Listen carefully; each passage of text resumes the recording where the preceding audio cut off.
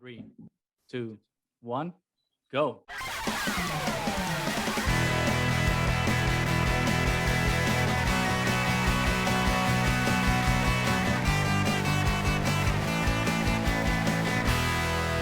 Welcome back, everybody, to the Triad of the Fours podcast, the podcast from three Puerto Rican friends coming together to do deep dives into Star Wars and other nerd-related media.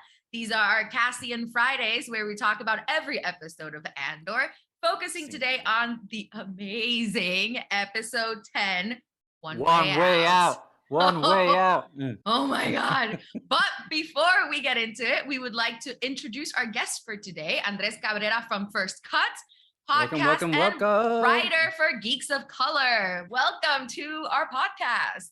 Thank you. I'm so excited to finally come on. This is incredible. What a journey It's been a for journey, us. right? It's so great to have you over, man. Like we've been like thinking like when will be what the right thing to like have you over so we can chat. Obviously, we met at Star Wars Celebration when we were like in the planning stages for everything. You were very kind and gracious when we met over there. You were hosting the Latinx representation panel, which was amazing. By the way, we've had like, I think, if not all of them, most of the people that were on the panel to chat with us because, you know, we want to keep talking to all of our Latinx family. So it was great. Thank you for organizing that because we definitely need it, right? Representation is always valuable, and especially, you know, all corners of it. But since we're all Latinos and Latinas and Latinx people in the community, we always want to highlight that. So why don't you tell us a little bit before we get started? Why don't you tell us a little bit about yourself, some of the things that you're involved with, and what, you know, how you've come into like your Star Wars journey. Ooh, yeah. Prequels were kind of my bread and butter. I was that perfect age where the Phantom Menace came out back in 1999, where I was 8 years old to the premiere. I went to the midnight premiere actually of the Phantom Menace, which was incredible. Absolutely incredible. So I was fascinated by Star Wars then. But before then, I actually saw the re-releases. So that's what really got me into it. So yeah, that's kind of my Star Wars journey, is the re-release into the prequels. But either way, ever since then, I've been on board, and yeah, I absolutely love it. Awesome. And tell us then, like, obviously, as I mentioned, you were organizing the Star Wars Latinx representation panel. So tell us a little bit about the process of that, like what led you to want to do it. To your knowledge, had there been like a panel like that at a Star Wars Celebration before? Or do you think like this was like the first time that had happened? Tell us a little bit about that. Yeah, it's interesting. I don't know if there ever was one before, but to me, it just made sense, right? Considering how many Latinos are now in Star Wars, we see so many actors taking over these roles where you could name a good like 5 or 6 right off the top of your head. And yet in other franchises, and I always do this where I throw shade at other franchises, but in other franchises, it's hard for you to name like 2 or 3. And it's crazy to think that Star Wars is kind of the flag bearer when it comes to this kind of representation, when it comes to Latinos on screen. And they're doing it in an organic, beautiful, powerful manner, putting us in roles that are powerful and that are meaningful and not just side characters or one-liners. And I feel like that is just such a beautiful thing that I started to notice all the way back, literally 2016, when Diego Luna got cast, and I started to notice this trend of like, oh, and then Benicio del Toro got cast, and it keeps coming up, and I was like, wait a minute, I've been talking a lot about this report that I believe came out in 2016 about how little Latino representation is in Hollywood. I believe it was 2% or 2 to 3% are leads of major motion pictures, which means like top 100 at the box office. And I was like, that's insane considering 51% of Los Angeles is Latino. And it's like this crazy wave that living in LA has kind of brought me to this realization of like intentional closing of the door for Latino actors. And it very much is intentional. I mean, the little production I've done, I've seen the behind the scenes of it. So seeing Lucasfilm, seeing Star Wars, seeing Kathleen Kennedy, seeing these people come together and really be like, no, we want to have a Latino actor in this role. To me, I was like, there has to be a panel about this.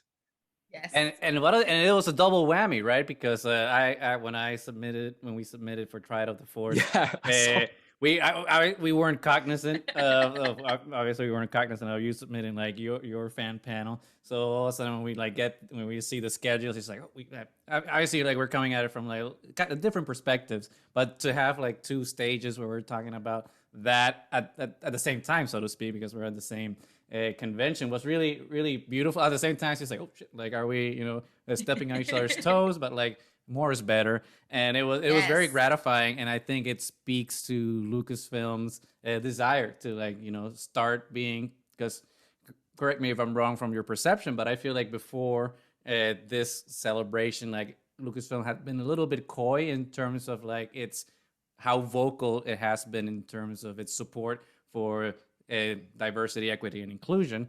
And like with this celebration, it's like, no, we're done being silent and quiet about like the causes that we support, and now we're gonna start doubling down, especially with some of the controversies that happened with John Boyega, right, as Finn, and like their silence in terms of like some of the discrimination that he went through, and Lucasfilm was not, the biggest advocate Supportive. then. Yeah. So it was really gratifying, like, and continues to be gratifying, like that Lucasfilm is kind of changing course and trying to be a leader in the conversation.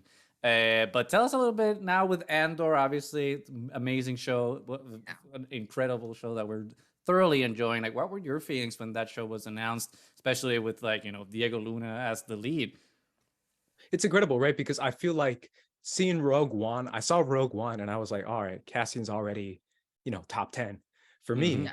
And then when they announced the show, I can't lie, my first reaction was, oh, interesting. Like I did not expect it. I just didn't expect them Right. to dive into a character who so clearly had a solid out. Like he was Right. like, he had a great ending. And I was like, okay, Yeah. I'm curious what they'll do with the character. And it's insane to be here now on Mhm. this day, now reconsidering everything I've ever considered about Cassian and being like, wait a minute, is this like the GOAT? Yeah, Like I'm yeah. dead. I'm there. Like I was like Obi-Wan, my favorites are Obi-Wan, Rey, Hera. Those are like my Mhm. Darth Maul is like my Yeah. favorite. But now I'm like, wait a minute, Cassian might be the best Star Wars character ever. What? Mhm. What? He's like really It's up possible. It's Yeah. possible. Yeah. Like this show has been doing really We're wonderful close. things. Yeah. And I don't know if this was, and we've debated this amongst ourselves throughout the whole of Andor so far. But for us, it was interesting that it premiered, at the beginning of Hispanic Heritage Month. I don't know if that was like a purposeful thing for Lucasfilm to do, but it seemed, if it was a coincidence, it's a beautiful coincidence, which kind of like made us kind of reshuffle a little bit our guest list and be like, well, if this is a Latino-led show, and we are a Latinx podcast, and it makes this is premiering Hispanic Heritage Month, it kind of makes sense to kind of populate our panel of guests with like advocates and friends that are celebrating Hispanic and Latinx culture. So it's been a great moment for representation, a great moment for celebration, and thankfully the show has been delivering. Like each episode somehow on every cylinder. Oh my god! Each episode surpasses the previous one, and it's been a journey. So before we get into 10, why don't you tell us how you've been receiving Andor episodes 1 through 9 so far? Oh, insane. I was privileged enough to see, I think I was the first one who got the batches of the screeners, the first four. Yeah. All the way back in like, I think August 1st is when they sent that out. And I was like, oh my God, did anyone else see this? Because when I saw it, I saw the first 4 episodes, completely blown away. I was like, this is insane. I can't believe they let Tony Gilroy do this. Because this is not what I was expecting. Oh my God. Because it They're didn't going feel there.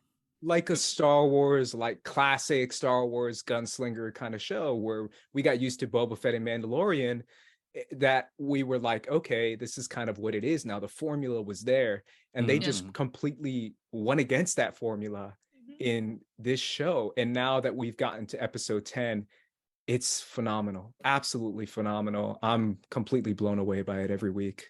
Yeah, no, I mean, it's definitely been a joy to watch. It really has. It's every single week. Yeah, I've never looked forward to Wednesdays more.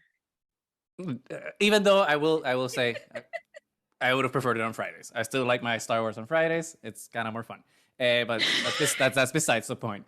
But I don't disagree. I mean, Andor has been, and it's interesting because I've seen a lot of the discourse online sometimes in terms of the reception of Andor versus other shows and how people are just like, taking a dump like now on Mando and Obi-Wan and all these things because, oh, well, now the Andor, we finally have prestige television. And I find that kind of baffling because like just because Andor is doing things that other shows haven't been doing doesn't mean that those shows now become obsolete or are not good anymore. It's just, it's a different approach to the Star Wars, to the Star And Wars it's a different canon. story too. Which So exactly. you always have to take the context into consideration. So I mean, I've loved almost everything that has been coming out. I loved Obi-Wan and I've loved everything, but for different reasons. So just because this has hit a special chord with us doesn't mean that the other ones are suddenly bad.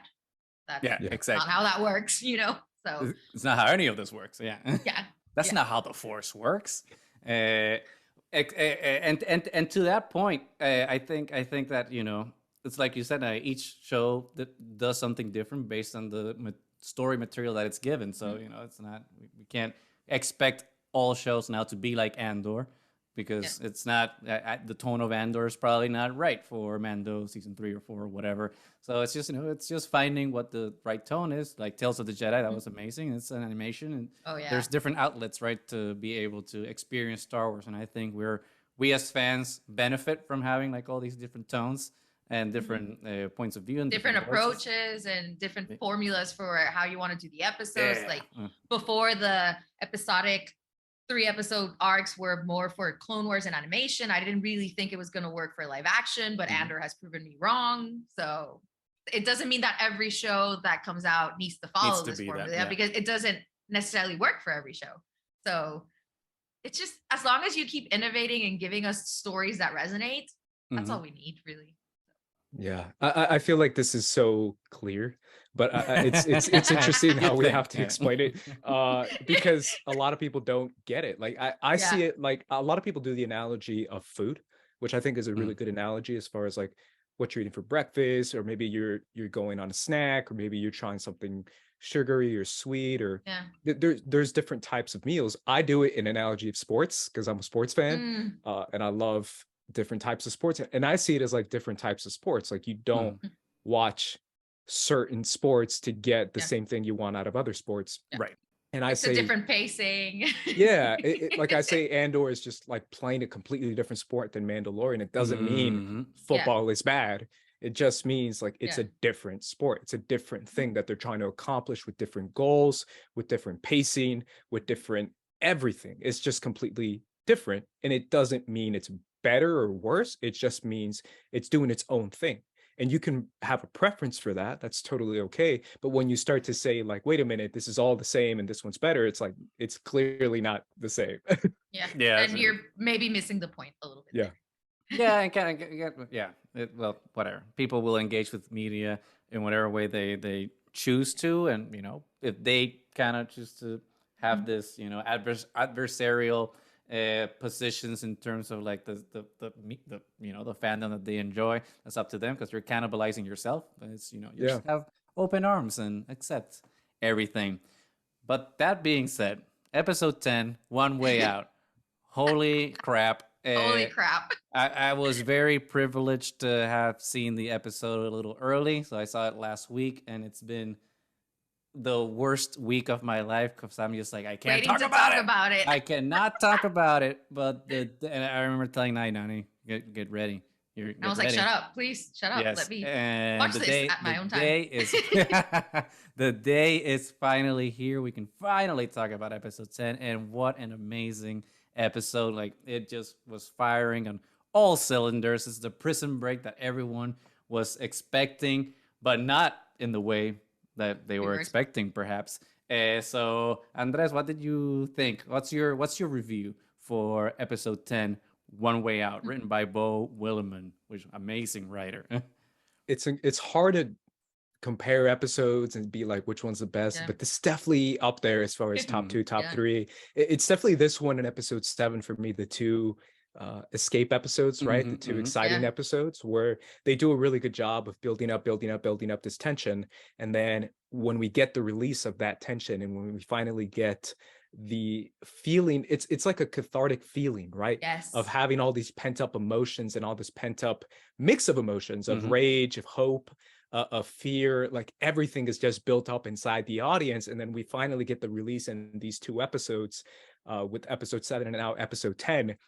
It's incredible. It's absolutely beautiful, emotional, primal. Like you're cheering, you're screaming, you're pounding your chest. Like you feel every single beat. Crying. You feel everything inside this episode. And I feel like that's so underrated to be able to do essentially an episode that feels like one entire action set piece, except for maybe 2 scenes with Mon Mothma and Stellan Skarsgård. Yep. Exactly. And everything else feels like an action set piece, but it doesn't feel like an action set piece. It feels much more like, I don't know, like a poem or something. It's incredible. I just absolutely love this episode. Yeah. Nani, what about you? I know I was hyping it up for you, so I hope that didn't, hopefully your expectations were met, or hopefully, they, went beyond your The expectations were high. I Not only because of you hyping it, I know, but also because we knew this was going to be the prison break. We knew this was going to be that climax after this arc, which so far has been my favorite, but everything's a rewatch and I have to watch the whole thing again after it's over because I've loved pretty much everything about it. The slow burns work, the action ones work. I mean, everything actually works. So there's not an extra line everywhere. Everything is methodical. But I came in already with really high expectations and it was blown away. I was blown away from the beginning. Like from the title, I was like, oh no, One Way Out. Bad things are going to happen. I know it. I have to prepare myself for it. But like you were saying, Andres, the buildup is so good.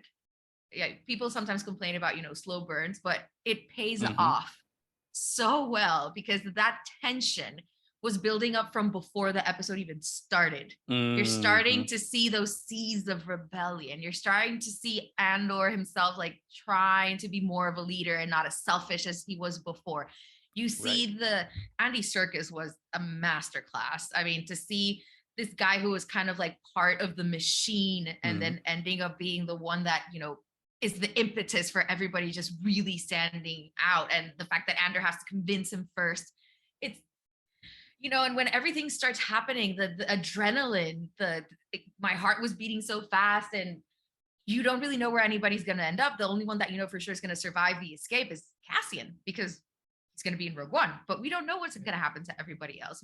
And the speeches are so good. The music complements it so well. The Narkina 5 is one of my favorite sets of all time in anything Star Wars. So to see them break out, it was so good. And that's without talking about the Mon Mothma and Luthen scenes, because even though they didn't have to do with the break-in, it was parallel things going on that still worked within the episode. But that's a good point. That's a good point, Annie, about like how because of the slow burn, this payoff in the action set in the set piece actually works even better because it's so much more effective. If you had if you had always been frantic, the minute that an explosion happens, like it doesn't impact you as hard as it does with like this slow pacing, because it's just like this methodical build until like the explosion.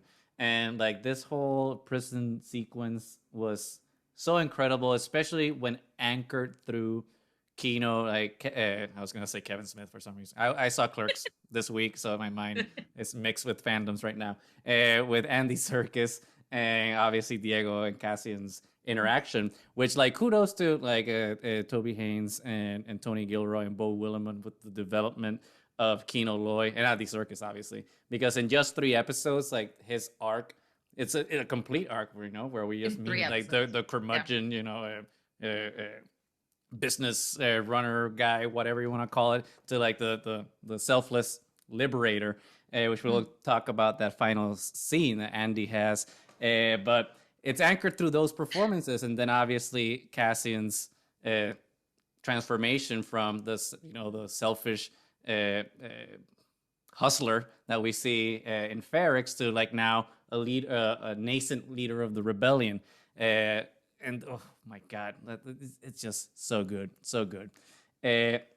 What was your favorite part? Because you've been actually before going to the favorite part, you were privileged enough to talk to Diego and Andy Serkis in some interviews, correct, for like Geeks of Color. So, well, by the way, congratulations on those. They were wonderful. So, why don't you tell us a little bit about like what you were able to glean from them and what nuggets of information Diego and or Andy gave you that kind of inform a little bit more about the evolution of the scenes or the series as a whole.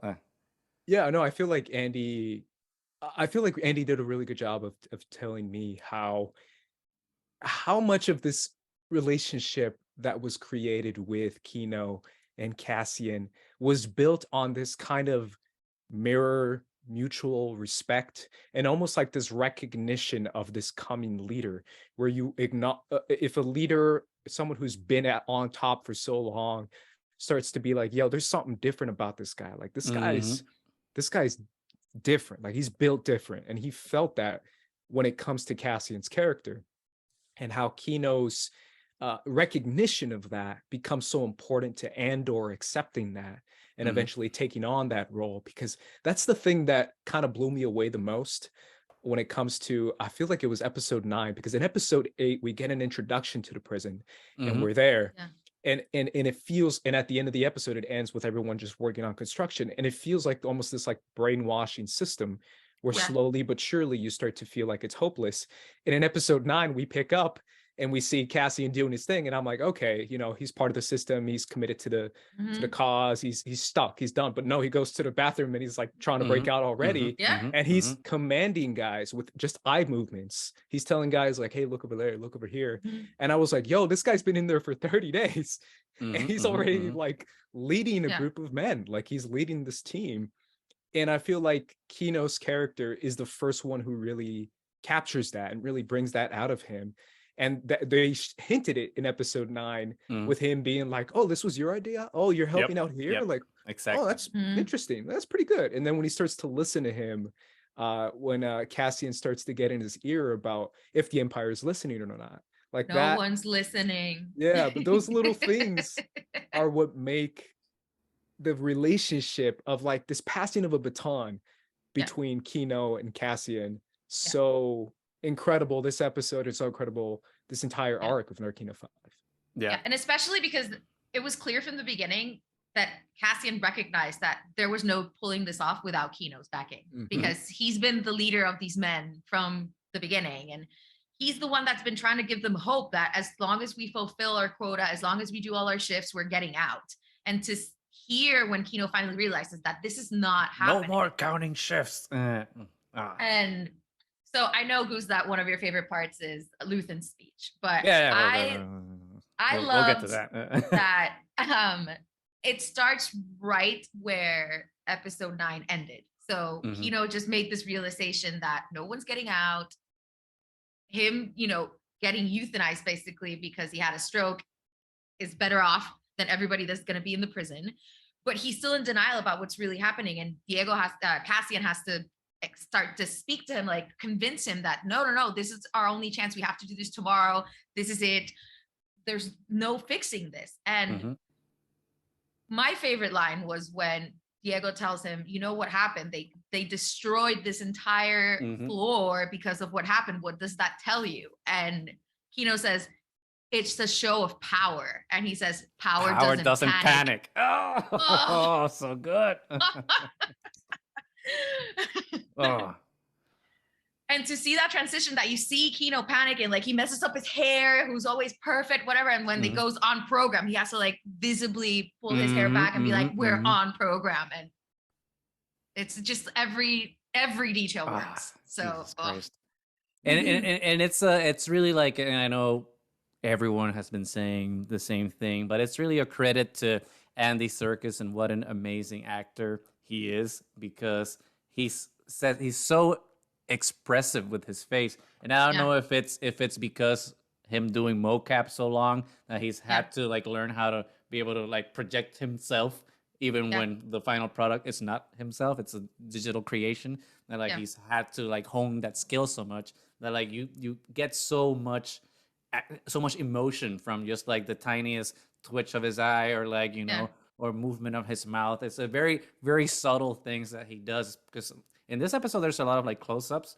to Kino Loy, Andy Serkis's face, and it says so much. I mean, you could watch that episode on mute and forget that he's actually saying lines, and like you still know what's going on, and be able to get all that raw emotion that Andy Serkis is just giving us. So, man, if my dude doesn't get an Emmy nomination for a best guest in a show, I usually don't care for awards shows, but in this case, I'm just like, give the man the Emmy. Like, he deserves it. It's about time that Andy Serkis gets his due recognition, not just for as an amazing mocap performer and digital innovator, but as a live action actor. Like, the dude is amazing in all his glory. And it was really cool, like, to see all the different faces of them climbing and from the prison escape as they're flooding the jail so that they can short circuit all the security systems and be able to climb, keep climbing, like all the callbacks to climbing. And then when they get to the Wizard of Oz moment, at least that's how I like to think about it too. Because the voice, I like to call the voice father, because it reminds me of the ships in Alien where they call the voice mother. So it's just that mysterious, like terrifying, booming and voice. It really sounded like it was some kind of AI. And then suddenly you get there and it's so like disappointing. It's like this random dude. Some dude. It's the goofiest looking dude too. Exactly. It was perfect. It was like, this is incredible. A fantastic payoff. And it's basically Wizard of Oz. It's just like this person projecting false security and false power, and all of a sudden when you go there, the foundations don't exist. It's just a guy who's also a cog in the machine, just like all the prisoners, and who doesn't know what to do when he's presented with a situation that wasn't in the script that the Empire gave him, and just folds immediately. Same way Captain Phasma folds in The Force Awakens, unfortunately. And it was a cool callback, though. I don't know if you guys felt it, like when he's like on the security when Kino's on the security panel talking to the in an intercom and not knowing what to say. It was very reminiscent of Han Solo in A New Hope. Just like, everything's fine over here. How are you guys doing? But obviously with a little more seriousness in his voice. But I think the most poignant scene, though, in that was when we actually finish the climb and we go outside and we finally see the sky and we see like the portal to just jump into the water, and everyone's excited. It's just like Cassian saying like, okay, after this point we've made it, like we're out. And all of a sudden you see terror right in Kino's eyes and fear, and like he's just like holding back. It's like, what's wrong with you? I saw it as soon as I saw his face. I was like, you are not doing this to me. This is not happening. Can't swim. Holy crap. Like that was just a punch to the gut. Andres, how did you feel when Andy Serkis delivered those 3 now iconic lines of "I can't swim"? I mean, I definitely was one of those people who thought Kino was not going to make it this episode. Yeah. But the tragedy of being literally seeing the light at the end of the tunnel and reaching the end of the tunnel and not being able to take that leap of faith that everyone else takes because you can't swim is so much more tragic, to the point that it's like morbid. I'm just like, this is just too sad, because it's just so depressing to see a character whose journey has been so emotional and has been so like you said, the way that Andy Serkis is able to express so much emotion through his face is incredible. But what he's able to represent as far as what his character is too, I feel like that's so important. It's something that I actually brought up in the interview I had with him, is the idea of someone who we all know, those people who are like, this is the way things are.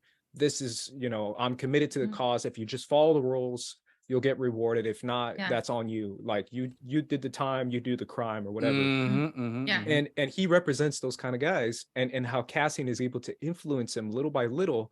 And Melshi actually has that scene in episode 9 where he looks at Cassian like, bro, I told you, man, like this guy's like, he's never going to turn, bro. Like I'm telling you, like he literally looks at him and says that. and the way he's able to turn, and not just turn, but lead the men against the same system that he was so gung-ho to protect, and so in defense of, and so defensive of, that I feel like that is such an incredibly tragic arc of what Kino Loy is, of a character who saw the system for what it was blinded by the system, had his eyes opened, and then broke it down, only to not be able to see the promised land, essentially, is what it is. Right. He's Moses. He's Moses. All the way back to Moses, just like Luthen, just like Cassian, just like every character is Moses. So. Yep.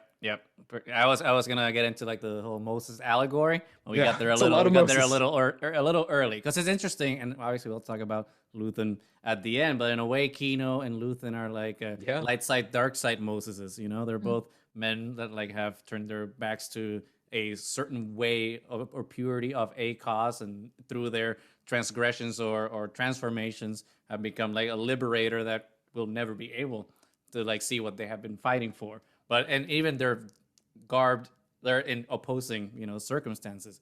Kino is up high in the heavens, clad in white, you know, in the daylight, about to just liberate everyone. And then Luthen's the opposite. He's in the bowels of Coruscant, clad in black and in darkness. So they're, you know, they're like both sides of that same Moses coin, just like a perversion of one and a purified other. But they both ultimately get to the same point, which is just like, no, I will not see the end.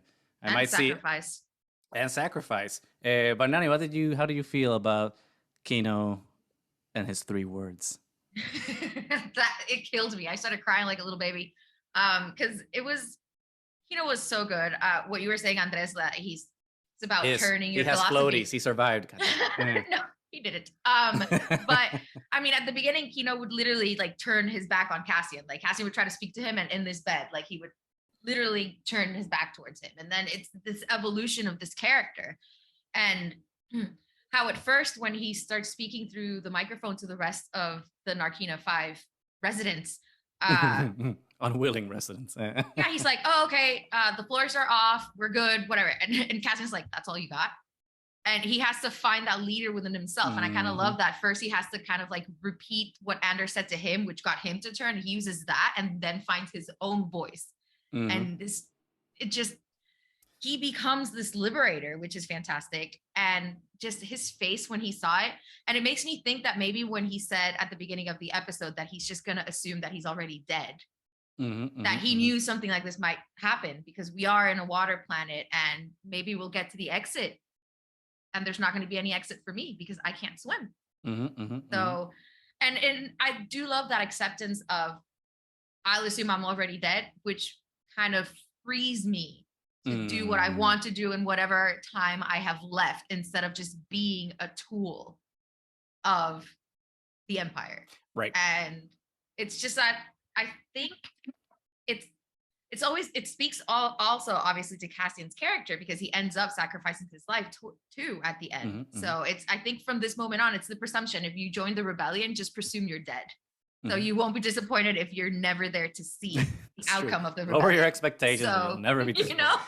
That's pretty low expectation. Yeah. It's very bleak, but I mean, it even if you think you're gonna die, at least you're changing something. So there's hope in that, and it calls back to, you know, all rebellions start with hope. And in Rogue One, Cassian actually says that before. Oh my God, I forgot her name. Jyn. Before Jyn does. But people forget that he says it first, because she's the one that made the line famous. That's right. But, he does. It was in the trailer by saying it by her. He says it in Jeddah City. Yeah. Yeah, when he's walking there. Yeah. I feel like I feel the exact same way. I'm actually on board with that gung ho, you know, till I die kind of mentality when it comes to these prisoners, and every single one of them. Like, I was like, a lot of you are gonna die, but you know what? I'd rather go down swinging too. And I love that line where the guy's like, I forget what he says, but when Cassian's like, don't die yet until you put up a fight. And I love when he says that to him, because that's kind of the mentality you have to have. Right. and everyone who gets shot down, every single it's like at least you died fighting. Yeah, and you feel those though. You feel like I forget all their names, but like redhead homie when he gets shot, I'm like, oh, that's the boy. That's like, you know, that's one that's a real one. Every single one of them, even new guy. I was like, yo, you did your part, new guy. But it's like the first time that they're showing in their faces any emotion that isn't fear, apprehension. They look actually excited to be doing something, even if it will end in their deaths, because I prefer that, you know, than to be wasting away for years and then be transferred to another prison where every single day it's fear and apprehension and anxiety. 100. So. It's like the saying in Spanish, right? When we say mejor morir parado que vivir de rodillas. It's better to like die standing than to live on your knees. That's what this whole sequence is about. But it's interesting because Kino says I can't swim 2 times, and for me the second time is the one that kind of breaks my heart even more because it's really quick. But like the second time he says it, he kind of says it like with a smile. It's just like I knew this was the end of the line, and like I had maybe some hope, but like no, and then right after Cassian had told him like no matter what happens now, we made it. And he did, like he made it. He was there to liberate. He was there to liberate like his compatriots there, and you know, Kino, I can see already. Where's our Black Series action figure of Kino Loy? We need that immediately. We need a shrine to Kino in his prison outfit. I have to give a shout out to I swear I was like, I don't know this guy's name, and then finally someone said it on Twitter. His name is Ham. Which one's Ham? Ham is the guy. Ham is like the most gung-ho homie. He was the one who was like, one way out, let's go.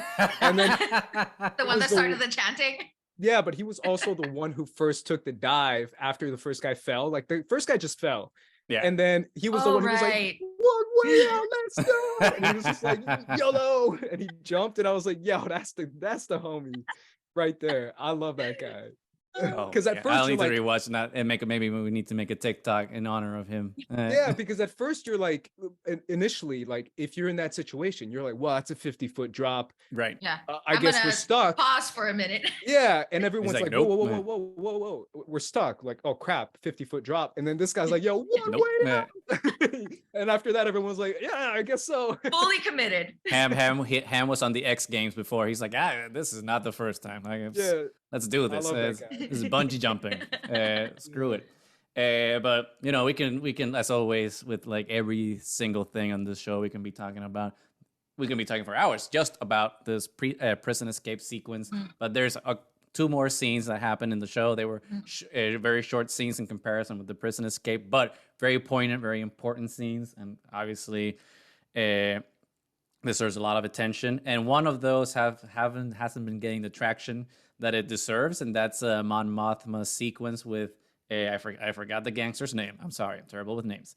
But she's talking with the gangster who's gonna like give her the loan shark, right? Who's gonna give her that sketchy loan. And that was very Game of Thrones, man. That was like a very interesting scene there with lots of sketchiness, lots of backhanded, well, not backhanded comment, but with like backhanded insults, I guess, and lots of snobbery. I loved it. Genevieve O'Reilly did such an amazing job with her performance as well, of like having like that composure, but you can tell that she's crumbling on the inside, especially when we get to the end of that scene and the revelation that like our disgusting gangster wants to betroth his son to Lita Mothma, Mon Mothma's daughter, and the disgust that we can see like in Genevieve O'Reilly's eyes is just like incredible. And then he gets away after she's saying that she's not going to consider it, and he retorts by saying that might be the only untrue thing you've said today, and just walks away. That she wasn't considering it. Right. I'm not even considering it. That is the first untrue thing you've said. What a good scene. Hey, Andres, what was your reaction? I mean, it's such an interesting thing, the way this kind of mirrors Luthen's speech as well, as far as compromise of morals, burning your soul. I think he says condemning your soul is what Luthen says at the end. But this is kind of that idea of Mothma's realization that there's a difference between making policies that benefit the people that you consider to be your enemies But when you bring that same poison into your home, that becomes a whole different scenario. Like, are you really gonna your mix your daughter up in this entire situation where this very same system and ideology that you've been fighting against might be you might be inviting that into her life with this betrothal. It's much more deeper than just, in my opinion, as awful as it is to be like, like my daughter meet your son. That sounds awful, but it's much more evil if you consider the ideology behind it, right? Let my daughter meet your son because my son is going to influence your daughter into believing what I believe, into this corrupted system.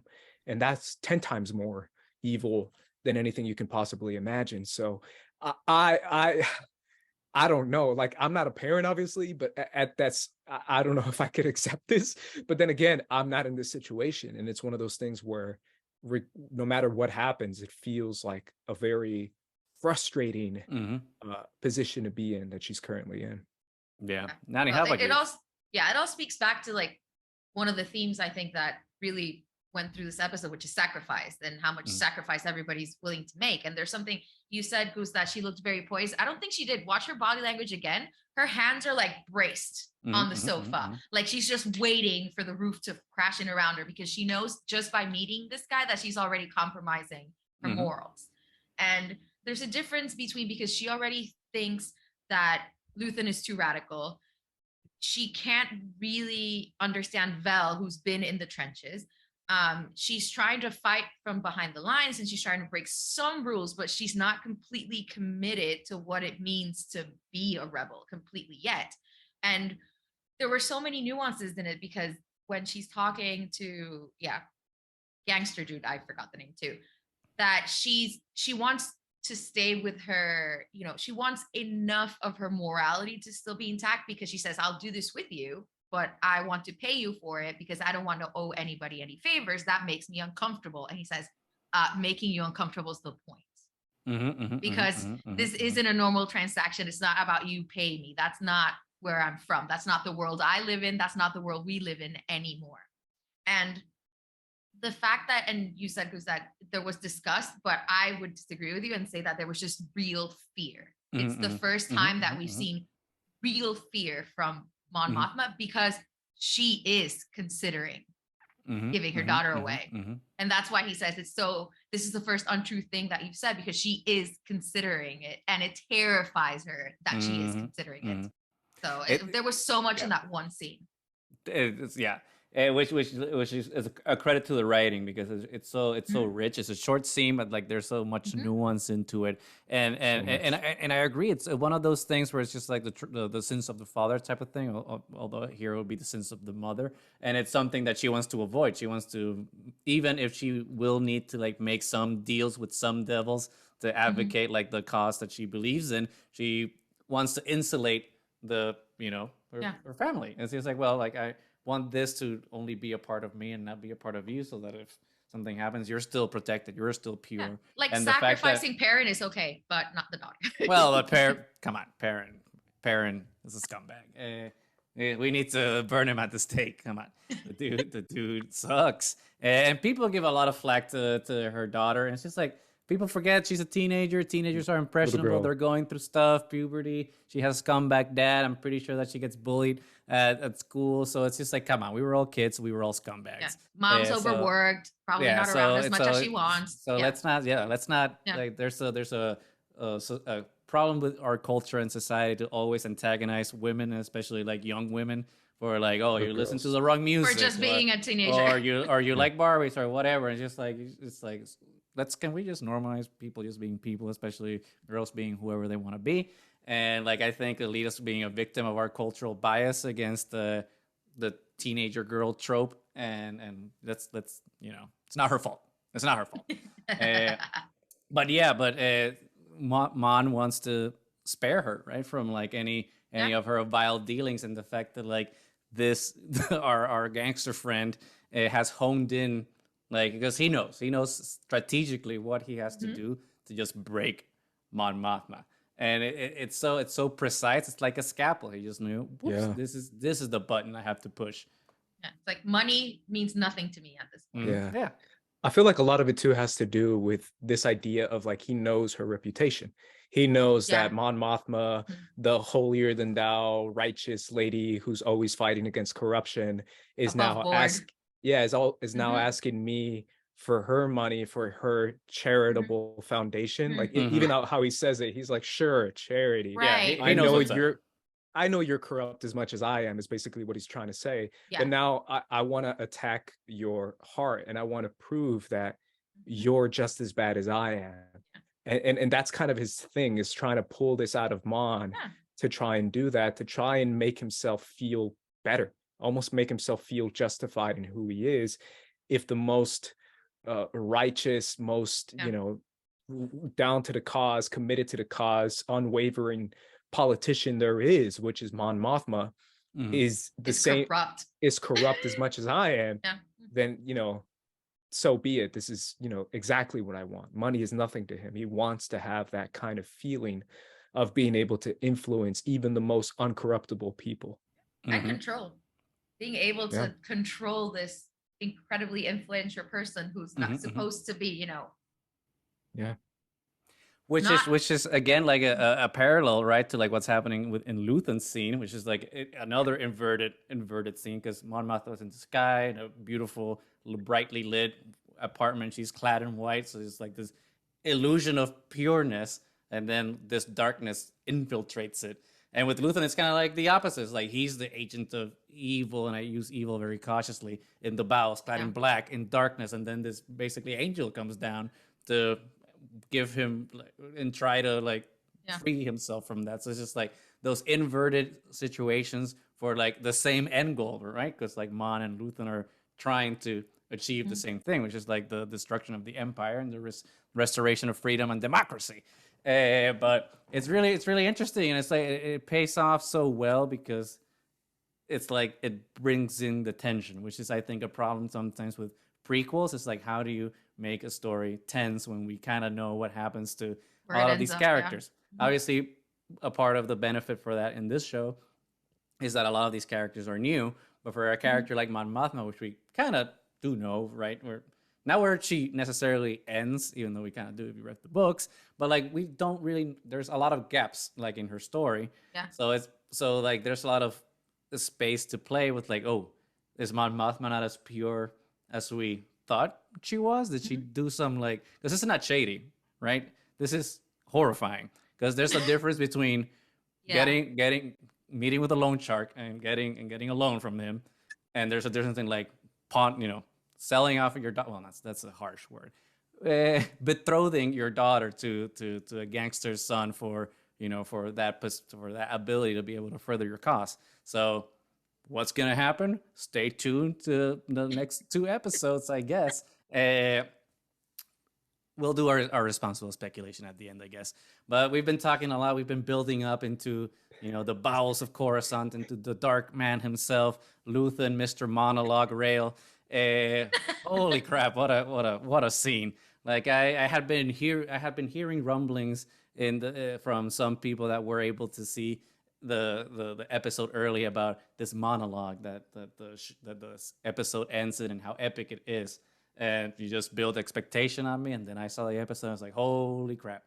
Everyone was right. That monologue is the monologue to end all monologues. So, Andres, how did you feel like all of a sudden when we see like our Imperial spy, like our rebel spy in the ISB, meet with Luthen, and like that, legendary scene? How did you react to it? I mean, the buildup of it is absolutely incredible, and there is a buildup because obviously we see the guy walk into the elevator. I believe his name is Lonnie, right? Lonnie. Yes, Lonnie. Yes. I remembered it just because of a player on the Lakers. His name is Lonnie Walker, so I was like, Lonnie Walker. Lakers just played last night. But when he's talking to Lonnie, he puts the earpiece in. The first thing he says is, if this is a trap, push these 2 buttons. And then he says, how's your daughter? And I was like, right off the bat. Yeah.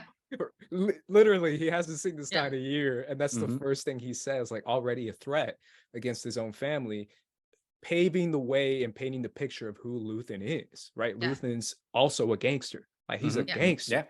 Absolutely ruthless. Yeah, he's like legit mafia. Like if you're threatening kids and daughters and wives, like that's some gangster stuff. And then working his way up into, you know, hey, Grief Karga's man, I believe that's his name, not Grief Karga. Was it Grief Karga? Anton Krieger. Anton Krieger. I'm thinking of someone else. Yeah, you're Mandalorian there for a second. Carl Weathers. It's so good.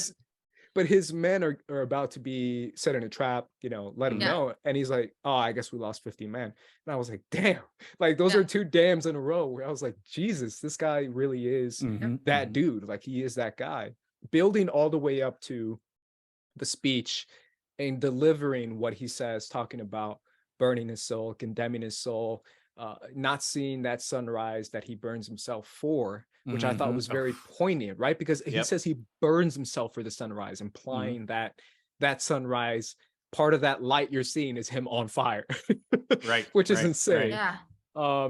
It's incredible. I can't lie. I was like I was like in a church being like, yes, amen. Like that's how I was the whole time. He was preaching. Yeah. He was preaching. I was like, okay, tell him. Like that was me the whole time. Because I love Luthen, and I felt like, yes, he's dark. Yes, he's probably too dark. But I felt it. I felt everything he was saying. And I feel like that's the point. The point is to feel his perspective as well, and him saying like, trust me, I'm feeling this pain as much as you are, and I'm doing this in a different manner. It was incredible. I love Luthen. He might be like my second favorite character. Definitely the standout character. But Nani, how about you? Did that monologue do anything for you? Or was it like meh, whatever? No, it was amazing. Subpar acting, very poor writing. You know, I stay away from social media, so I didn't see that speech coming at all. I did not expect that guy from the ISB to be part of the rebellion. So when they first say that, oh, he left a sign, are you sure it's been a year? It's a trap. That was not the person that I was expecting, like at all. As soon as he got on the elevator, I was like, no, nuh-uh. And then you hear Luthen through the intercom and threatening right away. And I think it's really important to see it from the rebel side first, because you're thinking about Luthen as a bad guy. You've kind of been thinking that Luthen's a bad guy from the beginning. And, you know, he's been doing a lot of sketchy things, and you see the fear in the guy. It's like, I just want to leave. I want to protect my family. I think I've done enough. I'm trying to warn you about a trap. And then to hear Luthen, and is just completely emotional, probably the only time that he's been that emotional in years, because he just doesn't let his true self show to anybody. When he asks him, you know, I'm sacrificing my family. What are you sacrificing? Like, you're talking to me about sacrifice? And with everything that he says towards the end of the monologue, it's everything. That is the answer to your question. I've sacrificed everything. And there's something so great about Luthen, because it's that determination that when he decided, I'm going to be part of the rebellion, I'm going to get this moving, I'm going to do whatever it takes.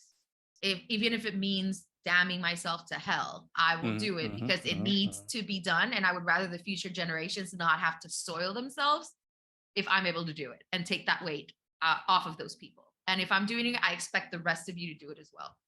So I think he makes himself make even more sacrifices than the people below him. So every time that he says something that we feel is really, really kind of disgusting, that he's that threatening, he sacrifices even more than the rest of them.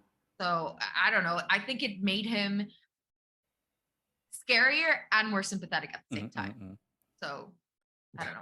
It's such a fascinating scene, because again, especially when you contrast it with Kino's scene, and Kino's someone that kind of lost his soul, right, by becoming like an agent of the Empire, and like being like a man that was advocating for that system for his own self-interest of just part leaving of the machine. Narkina 5. But he regains that soul, right? And it's just like that symmetry, that opposing symmetry, right, with Luthen's speech. And like, yeah, he regained it, right? So like, even though like he did not see that promised land, and he will probably is dead, even though I hope that he has some floaties or some a space dolphin rescue. But he did taste freedom, even if for a moment. Yeah. And like, he did die for the cause, but he saved his soul doing it. And Luthen is the opposite. Like, he is fighting for that righteous cause, but he knows that like he destroyed his soul to do so, and that's why like it's so haunting, because he is fighting for the right thing. He is doing, but it's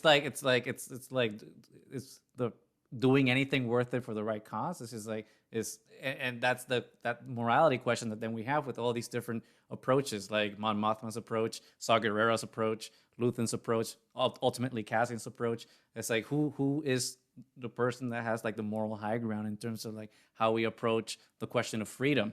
And Luthen's speech not just like highlights that, but it's just so well written. It's poetic. Like that again, like if Stellan Skarsgård does not get an Emmy nomination, All of them. all of them, yeah, give What it to was it, all of Goose? them. I speak to ghosts in my head. Oh no, it's so Thing. good. I've made Yeah. my mind a sunless space. I share my dreams with ghosts. Oh my god, so good. Like I've probably watched that speech already like 200 times. It's so good. Yeah, me too. It's I saw incredible. it. I heard it in you know what I did? I last night I rewatched it because I was prepping for this. I rewatched it. I wanted to see it with subtitles, just to get a better clearing. Catch every of what he's word. saying. Mhm. And then I wanted to see it with Spanish subtitles because I was curious how it translated to Ooh, Spanish. interesting. I need to do that. And then I saw it with a Spanish dub, which is actually not bad. It's actually pretty good. I need to do that now. When he says, because they get like this, Mexican actor with like this deep voice, Yeah. and he's like, "Que sacrifico todo." He's like, So it kind of works. it works really well. And yeah, it's interesting because there's subtitles, Latinoamerica subtitles, Spain, and yeah, then there is Español Latinoamerica closed captions, and they're different because one of them is obviously the dub translated, and the other one is just translated. And one of them says I think it's like quemé mi vida or quemé mi alma, and the other one says destruí. So those are the two distinctions that I saw, because he literally says burn, but one of them says quemé. It's incredible. It's just, you got to see it in every language, bro. This is like that. It's that good. You're gonna see it on YouTube where it's like every language, Luthen speech, dub. Yeah. It's like the supercuts people do, like Frozen in every language, and you just see the whole song with like all the different dubs.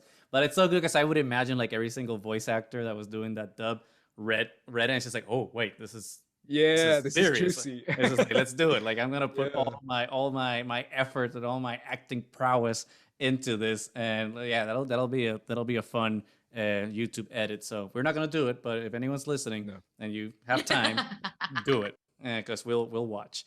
But Luthen thinks he's an avenging angel, that he's an angel of light that's bringing this pureness of the cause, but without even realizing. And I think that's the most terrifying / sad / heartbreaking thing, is that he didn't know that he destroyed his soul while he was doing it. Because like that scene, that moment when he says like, what was it? I mean, because I have it pulled up here.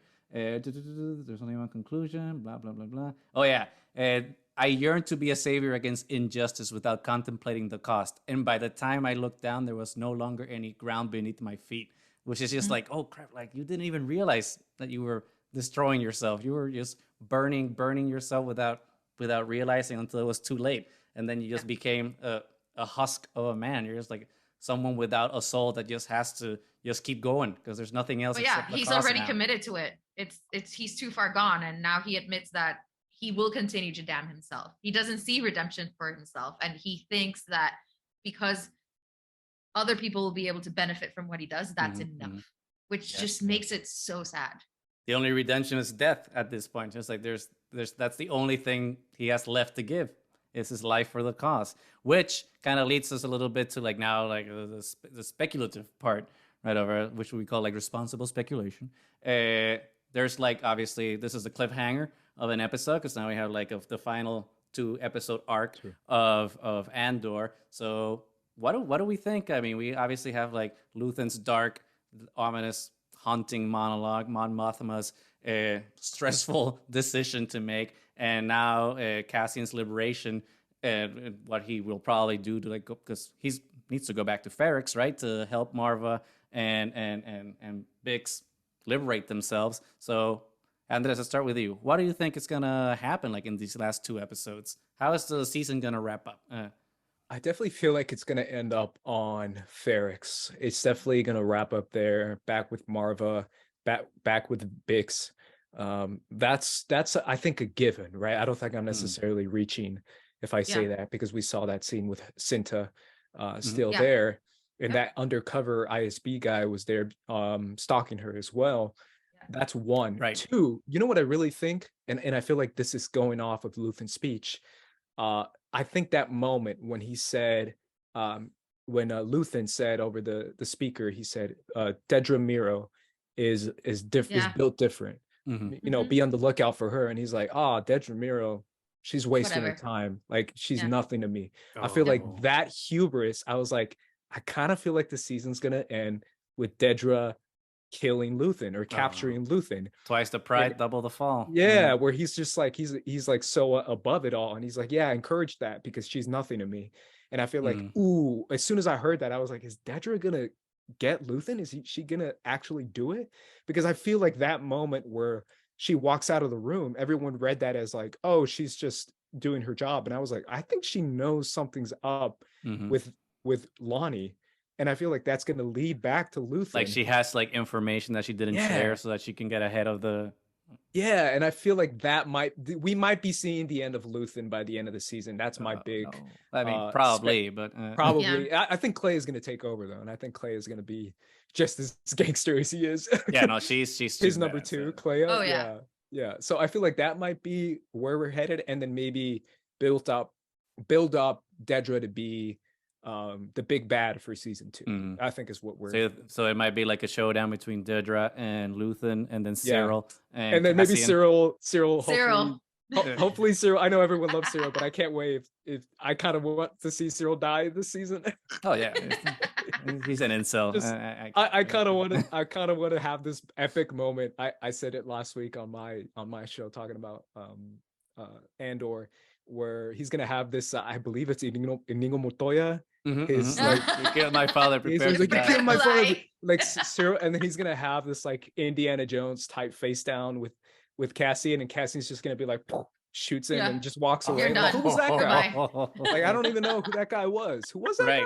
And then all this buildup of 12 episodes of Cyril dreaming about killing Cassian just leads to him getting shot in 2 seconds, and Cassian being like, "Who's that guy? Who was that? That would actually be amazing. Who's that nerd? That would be amazing. It's like that's my canon in my head. Yeah, because Cyril has, aside from being obsessed with Deirdre now, like the other main person in his life is Andor. And Andor has no idea who this dude is. Yeah, it's like it's not that scene in Avengers Endgame when like Scarlet Witch is just like, oh, you took everything from me, and Thanos is like, I don't even know who you are. That's Cassian. It's like, I don't. Have you guys seen Avatar: The Last Airbender? Yes. Yeah, the show I have not. The movie. The show, yeah. That kid who tries to kill Admiral Zhao in season 1 at the end, where he's like, Admiral Zhao, prepare to meet your doom, and then he runs towards him and he just falls off a cliff, and Admiral Zhao's like, anyways, what I was saying. And that's kind of the moment I see with Cyril Carr. Pause in the speech. Continue. Poor Cyril. Like I don't like the guy, but now I kind of feel bad for him with this whole setup that I'm gonna laugh so hard. I mean, the acting's being amazing, but the character himself is just so annoying. Oh. Do we know who the writer of these last 2 episodes is? No. Hasn't been revealed. Maybe it's Tony Gilroy. We'll see. I mean, on IMDb it says Tony Gilroy, but it always has him listed first until they have like the actual writers. So I don't know. I mean, it's just 2 episodes. I don't want to speculate too much because I mean, this has been an incredible ride. But it does definitely make sense for them to bring it full circle to Ferrex. I can pretty much say that Marva's not going to make it. I mean, you're right, but no. Yeah. We already know she's sick. She doesn't want to take her medication. And I think she's going to stage the liberation of Biggs. And she's going to get herself killed in the process. And Andor's going to be late to stop it. She's gonna die in his arms. Oh my god. It's gonna be something horrible. It's gonna make me cry because everything makes me cry about Andor. And you know, Marva's already made me cry at least twice. So stop. Because it reminded me of the that's just love scene. Oh, stop. I know. It's just love.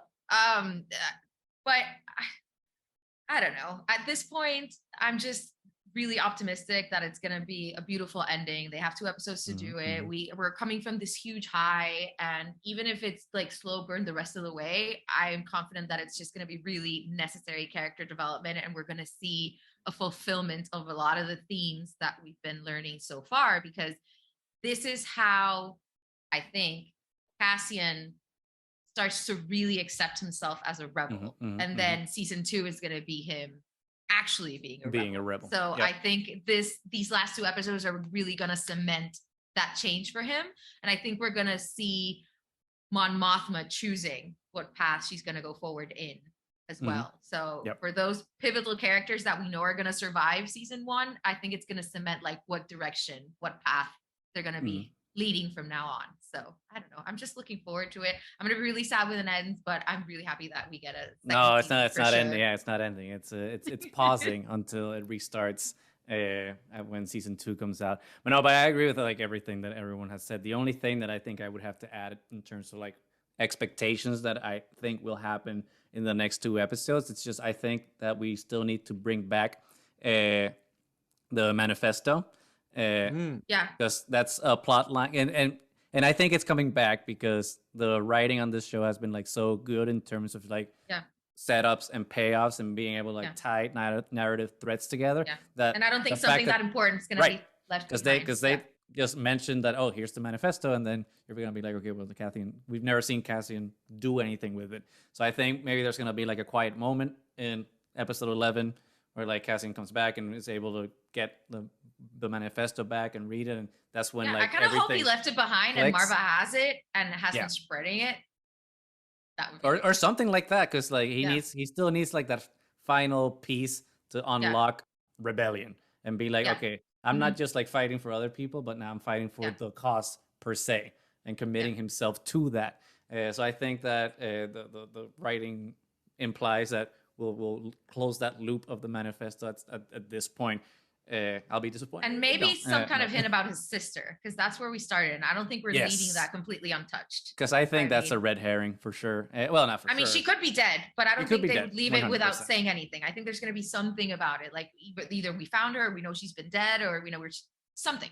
Yeah, because I felt it was anticlimactic that like Marva would just say like, stop searching for her, even though like that was like the catalyst of the season. Like that's because he was looking for her, the first episode. He kills that's like those. How it starts. Yep. So maybe it's a red herring, and like there's more to it. So like we'll see. One thing that I definitely like expect from this season though is to be a closed loop, and it's just like obviously we got season 2, so there will be things that will continue into that. But I just hope that like it's when episode 12 comes along, you just close it's a full story, and then you can just watch it as a whole instead of being like, okay, well, it's also part of season 2, and like even though I think season 2 has to expand on it, season 1 needs to like stand on its own. So those are just my expectations, that we just tie in this story with a nice little bow. So it's just like this like little beautiful story that like Lucasfilm, Tony Gilroy have gifted us, because it's definitely been a gift. Emmy winning Andor. Multiple Emmy winning show. Only the writers, time that I've been the costume designers, the production designers. Yes. Everyone. A lot of the actors. Everything. Give it all the awards.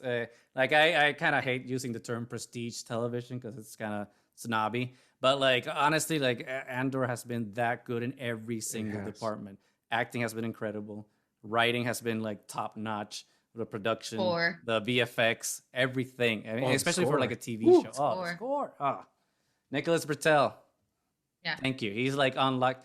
I think Ludwig Göransson was like he was crawling so that Nicholas Britell could run, because like I think Nicholas Britell has like really unlocked the potential of what you can do with a Star Wars score, because it's unlike any Star Wars score. And then the intro for this episode was so ominous. As soon as it came up, I was like, oh no. It was the opposite of episode 9, right? Yeah. Bad things are gonna happen. Yep. And even if you expect the bad things, they still hit hard. Yeah.